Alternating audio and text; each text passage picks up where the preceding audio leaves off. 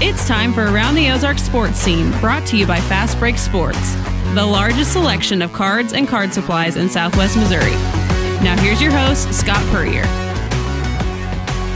Welcome into another edition of Around the Ozarks Sports Scene. I am Scott Puryear. As always, thanks for listening this week as we talk a little sports in the Ozarks, and my special guest today, one of my favorites. Enjoyed our time together briefly on radio there.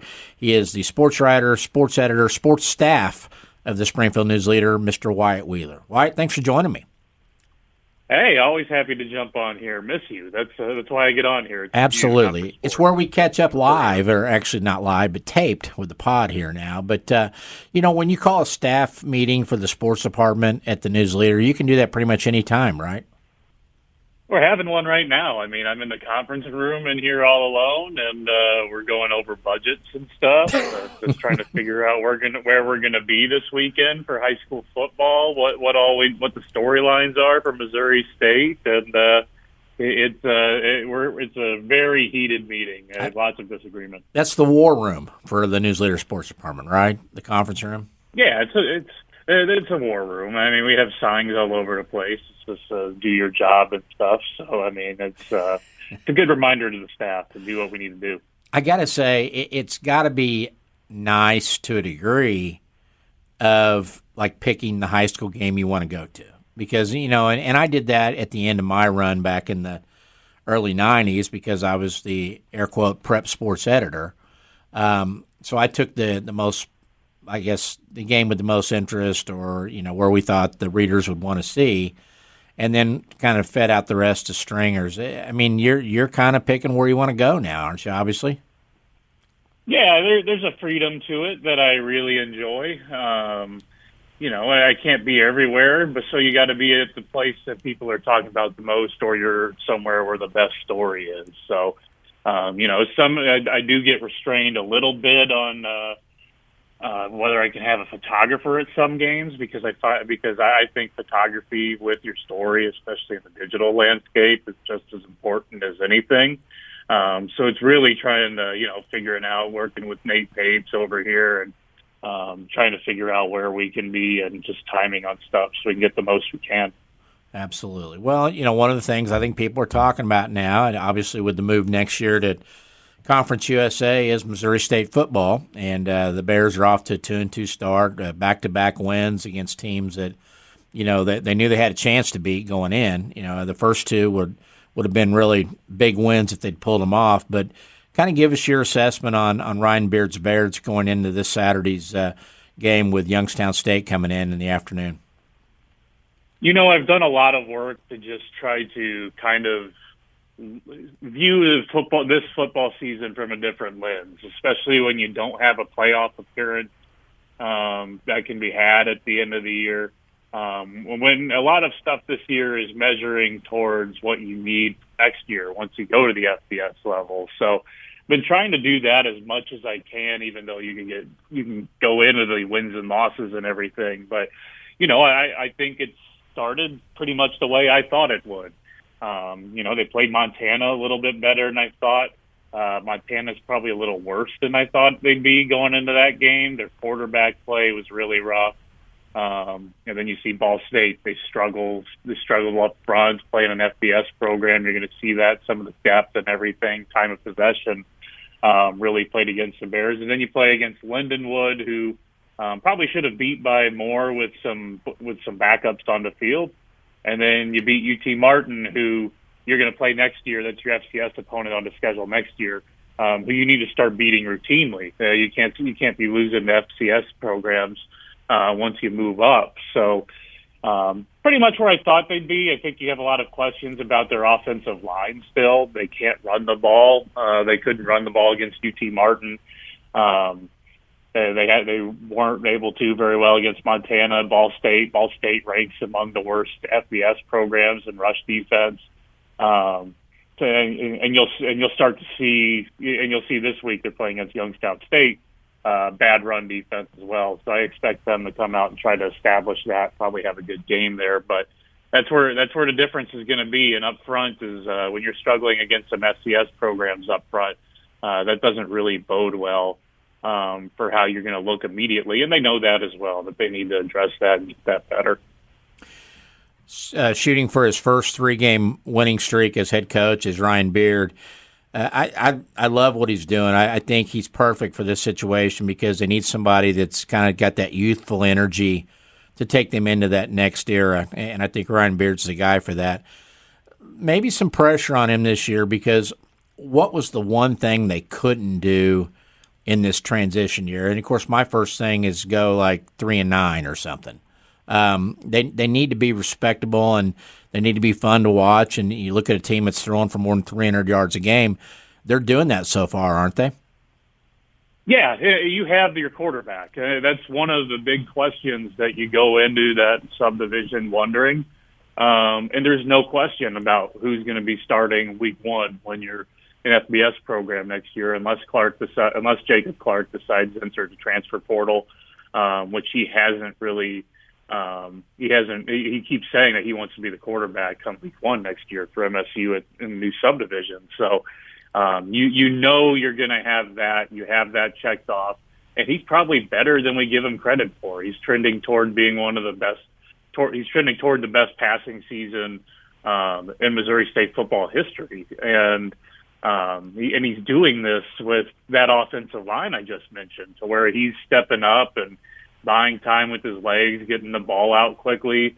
So he's been really, really good. So that's one that you've got that checked off. And I agree on Ryan. You're starting to see a little bit more in the program. You'll remember just a few years ago when Bobby Petrino got here, it's transfer portal, transfer portal, transfer portal, and that's how they got everybody. That's kind of how they had to rebuild that, and they had success while doing so. But you're starting to see a little bit more of that development within the program, whether it's guys who are freshmen, redshirt freshmen, guys that have been in the program for a while after not getting starting or the minutes they thought they'd get early on in their career elsewhere. But I'm thinking like a Dallas Winter Johnson at linebacker, redshirt freshman, one of their best defensive players already. Michael Thiessen, a linebacker, redshirt freshman, rotating in, has made some really good plays when he's in there. Caden Weiss, the Reed Spring kid, getting two sacks and two strip sacks in this last game, and starting to look like what he was built out to be.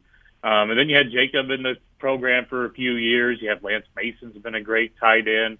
They brought in a whole bunch of wide receivers due to transfer portal this offseason, and none of them are really seeing snaps because the ones they developed are the ones playing the most. So you're starting to see that a little bit more with this program, and that's kind of the way you want to build it. You're reading all these articles day in, day out about how the group of 5 is just a farm system for the Power 5, and that's what it's going to be. But if you show that you can develop some players, more people are going to want to go there. Got to be such a delicate balance for Ryan Beard and his staff in the recruiting area, because if you want to get where you're going quickly, it's a shopping spree of the guys at the Power 5s coming down, and yeah. They all want to go play for another Power 5, but there's a reason they're in the portal, and it's usually because they weren't playing. And if they weren't playing at the one Power 5, they may not be good enough to play at the other one. So, the FBS schools, the ones that aren't Power 5, ought to be feasting on that. And if you want to get there, you got to do that. But I don't know how you balance that with, getting your Caden Weiss and the people locally that star, because you don't want to bill yourself locally as a school that doesn't recruit local kids either. Yeah, and I think they've done a really good job at identifying the ones that are worth going after in the area. Mm-hmm. Just kind of players that are at that level.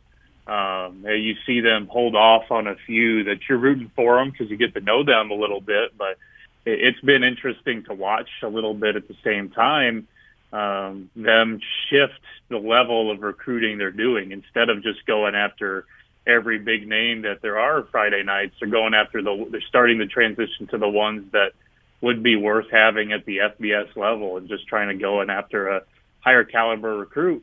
But at the same, and it's worked at the same time. A J.J. O'Neal at Logan Rogersville, a quarterback, great athlete, played some defensive back. Him walking on at Missouri State and becoming a starting caliber safety it's just he's been behind a few guys to where he's earning a scholarship.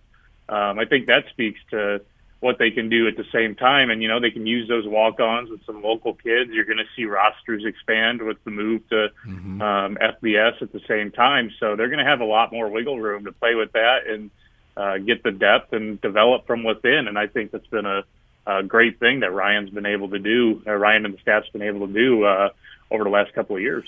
Are they in the process of that right now, going to the 80 to 85? I mean, are they recruiting more kids now than they used to, or how does that work? Yeah, I think they are.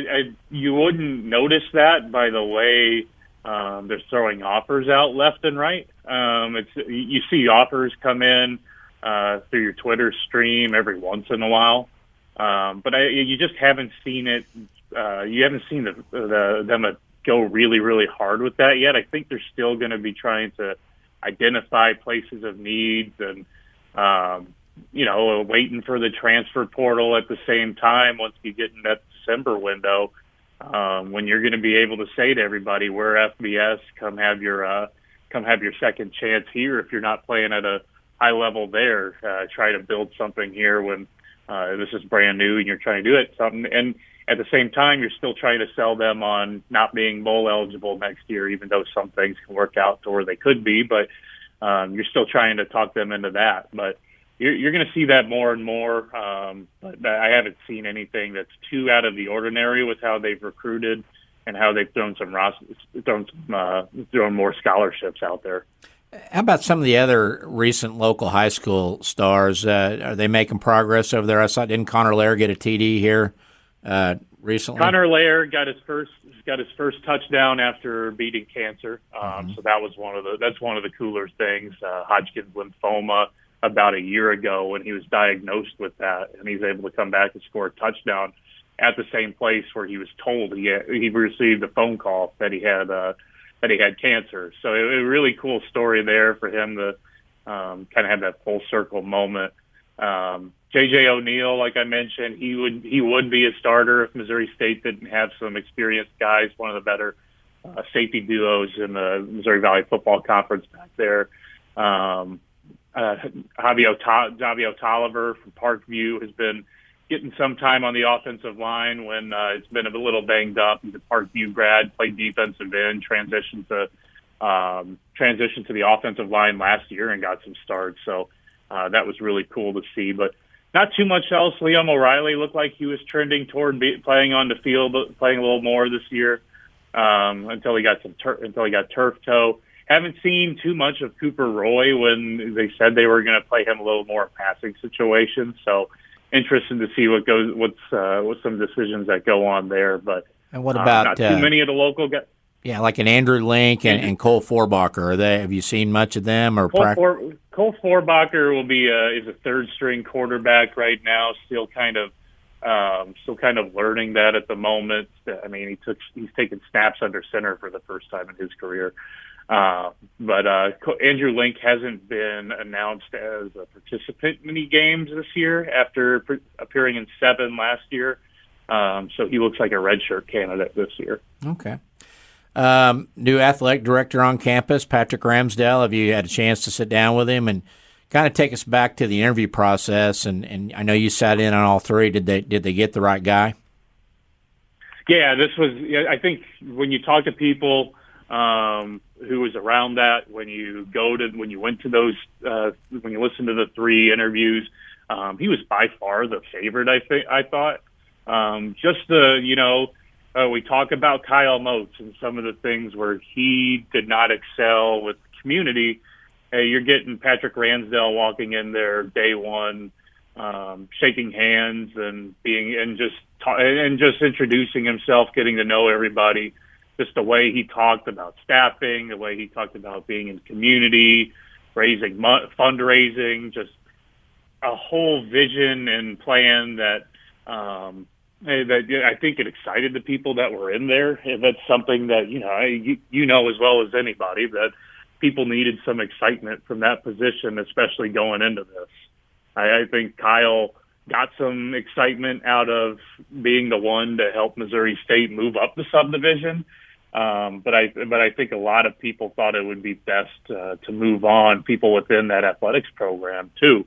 So I think it's just a breath of fresh air for a lot of people. I've been able to sit down with him, had an extended interview with him, just kind of talking about the plans, especially when, there's a lot to do, and they have to be patient to do it because there are over $100 million that they're going to need to raise at some point to be able to elevate that football program, whether it's with its facilities, whether it's in nutrition, the whole plaster stadium, what the future of that's going to look like.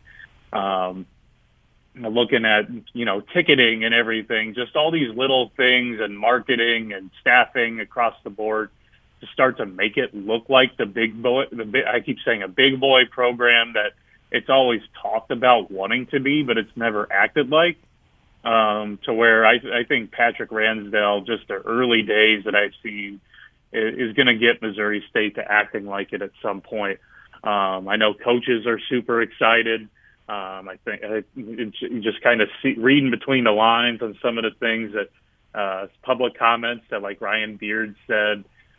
Just excited to be involved in discussions about scheduling. Getting football to be relevant when it's been neglected for decades. I think he's as excited as anybody to have a new person to work with and get that program headed in the right direction and get his job, be able to meet expectations for what that job is going to entail, being an FCS head coach or FBS head coach when those usually fail in the transition years. So I think just from everything I've sat down and talked to Ransdell about, I think fans are going to really start to see changes here in the next year as he kind of takes inventory on a lot of things around. And it's going to start to look like the professional organization that it wants to be, and I've never seen it act like since working here. What do you think in particular he's watching this first year? And I know that you and I have talked a lot about the fan attendance and student involvement and marketing in general and things like that. And then I heard from somebody, I think in the last week, that the Learfield contract is up maybe in a year or so or a year or two. Do you think he's kind of evaluating all that together and that's probably one of the first places he starts, maybe making some changes? Yeah, I think it's, I sit down with him, like, when can we start to see changes from you? And he said maybe in the second half of the football season, and maybe it might be just next year. Everything right now is observing and getting things ready for when it joins a new league, especially on the football side. And he wants it to look like it should be an FBS program, especially in that atmosphere stuff. And that was a part of his job description at Appalachian State was being responsible for some of that game day stuff. You see his numbers and everything, when it's raising money, getting season tickets sold. He knows how to do it. And I think he's just evaluating, seeing how people work, how Missouri State works. And, he got to look at that this past week. Or during the Lindenwood game. I think he liked a few of those things. I think you might see some changes maybe as soon as this week when it could be little things when they don't have consecutive home games this year to where, hey, we have a week off, we can make a change, we can make these small little things that might get more people in here. And he's listening to people as well. You see people tweeting at him suggestions just like, hey, the student section, it's never full on this side and it's never full all the time. Can we sell some tickets to like opposing fans and get some family members in there on family day? And he's like, I'll look into that. So he's like engaging, he's listening. He sent a mass email out to students this past week, thanking them for going to the Lindenwood game and encouraging them to go to the Youngstown State game. Moats didn't do that. I mean, I sat down with student section leader, and he said he'd never had a conversation with Moats about a year ago. So those are little things those are things that you want to see, that you expect out of your AD. that he's going to do at the same time while watching and trying to prepare for Conference USA and everything. And as far as marketing, he's going to look at staffing, whether it's just the different levels behind the scenes at Missouri State. And the Learfield thing, I believe that's locked in longer than people think. Oh, really? Okay. I think that's a 2031 contract that expires. They never announced an extension, but from what I've heard, there was extended, and I think it might have had to do with Learfield helping pay for some of the new scoreboards at Plaster Stadium and Great Southern Bank Arena. But that comes up after 2030. Okay. So that's something that they're going to be with for a little bit. We're going to wake up here one day pretty soon, and it's going to be chilly outside, and we're going to start hearing a thump thump, as my friend Bob Kinlock used to say, the sound of basketballs, and we'll know it's here with the Bears and Lady Bears. Both programs, Bears, Lady Bears, excitement, intrigue, or both for both? Yeah, I'm excited for the Lady Bears. I think that Beth Cunningham does such a great job that it's hard not to be excited for what she does every year. You got Lacey Stokes back. You got a brand new front court. You're going to start to see more development in these younger players. And she just takes and you see players take steps year after year under her. And it's just she's got a great thing going over there to where they can compete for Valley Championship. And it's just intrigue with Conzo Martin coming back with Missouri State men's basketball. There's just so much new. There's so much different, and it's across the entire league at the same time. I filled out my Valley preseason rankings this morning, and it's just like I don't know who's on these teams anymore. Half the league has a new head coach. Half the team has brand new, and like 3/4 of the league has brand new rosters to where I don't even know why we do some of these things anymore. But it's just I think you're going to look at Conzo. You're going to give him. I always like to give coach a year before you start reacting to some things on where they should be at. But you look at Conzo's roster. I think it's built to win 40-35. It's just kind of how they're going to have to play with these big, tough, strong guys that you don't exactly know where some of the scoring is going to come from. I think you're going to see some new names throughout the year, some of the younger ones that he tries to develop. I really like what he's doing in recruiting, especially at the high school level. But I don't know what to expect from them. I've seen them picked as low as 12. I don't think they're going to be the worst team in the league. I think the coaching is going to be such a upgrade there to where you're, especially when you see from Conzo down, that entire staff is just going to be a total upgrade. But I just don't know where the skill and some of the scoring comes from. So just intrigue there, especially in a Valley where you don't know anything else aside from Bradley's going to be really good this year. And Ben Jacobson's still coaching in Northern Iowa, so they're probably going to be picked high. You know, in my mind, if it's 58-54 and the Bears are winning, the fans will be okay with that.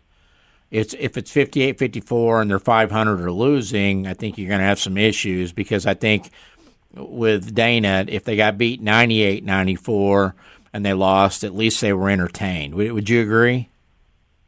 Yeah, until you're allowing 94 to SEMO, which was Dana's problems every once in a while. Yeah. Whether it was SEMO, there was Purdue, Fort Wayne. So I think it depends who you're allowing 94 to or 98 to. So, and it just got so frustrating at the end, and you didn't. And then even this past year, you didn't. You had Alston Mason or some. Is that even this year? I keep forgetting what this last team looks like. It's just been a total change, and that felt like 5 years ago now with how this off season's been. So, but no, it's the non-conference schedule does not look entertaining. You have 2 Division IIs on there. I don't think there's really a marquee game there at home. to where you're banking on a lot of that Valley season. But you might have a good-looking record by the end of non-conference play and get some excitement going into that. But I think there's a good chance they have some really ugly scores this year, and if they're winning, that's fine.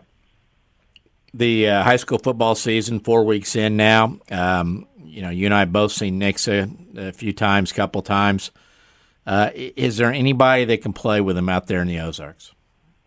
No. Yeah. It's you see what their first 4 games look like, and who they were playing, and who they beat by 20 plus every single game.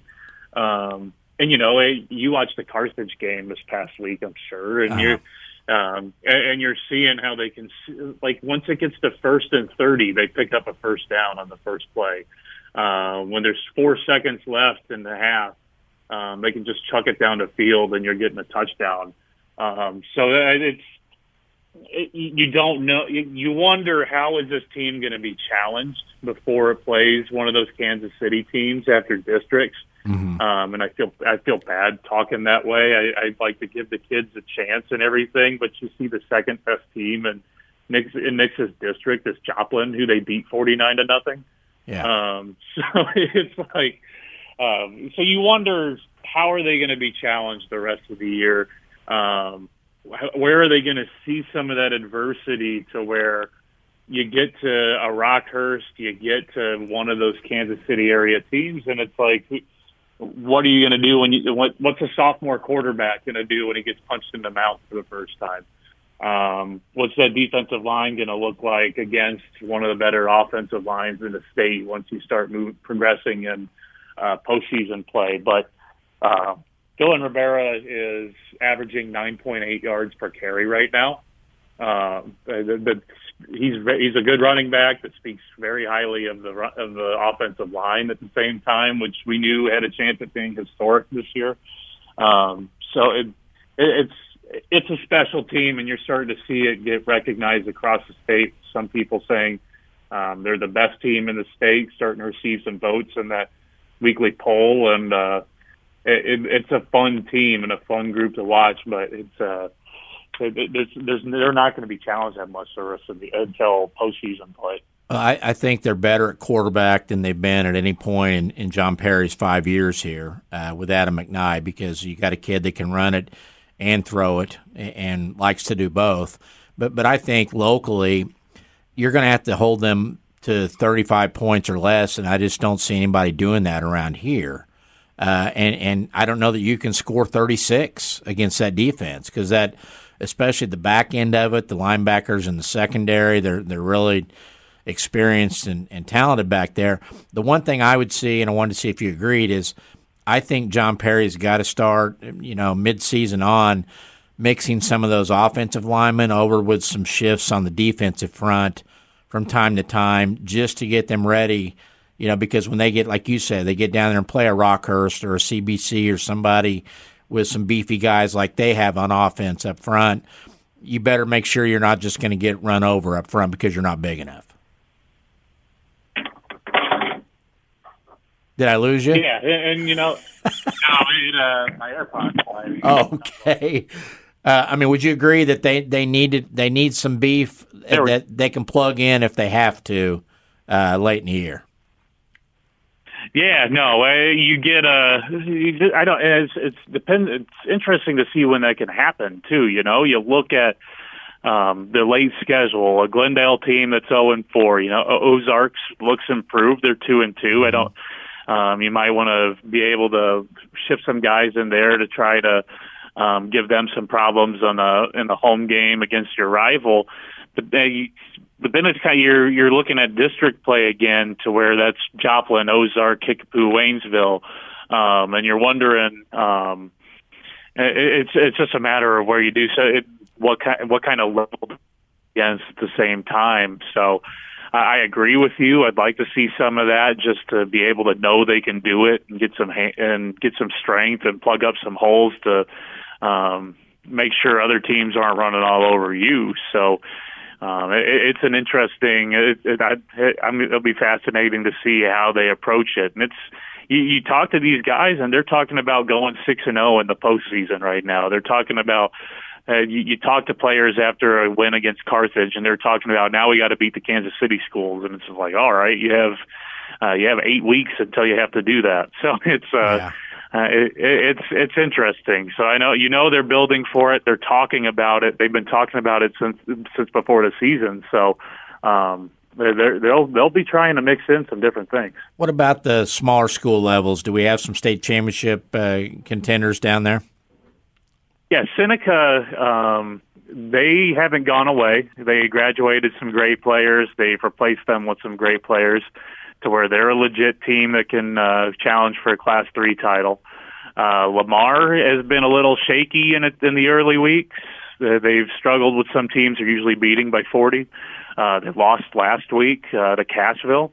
So you're keeping an eye on them when you can never really count them out. But Fair Grove jumps into the number 1 spot in Class 2. They brought back a ton from last year. Kellen Lair is one of the best running backs, weapons, player of the year type candidate who's going to put up ginormous numbers. And they have great players all over the field, whether it's linebackers, some offensive linemen, quarterbacks are athletic. So you're excited about them. And then Class 1, Marionville still is as dominant as it was. You're seeing it do a little more things with some of those skill players starting to get older, whether it's at quarterback with Briar Gurin starting to throw down the field more, when you don't see that too often at the Class 1 level.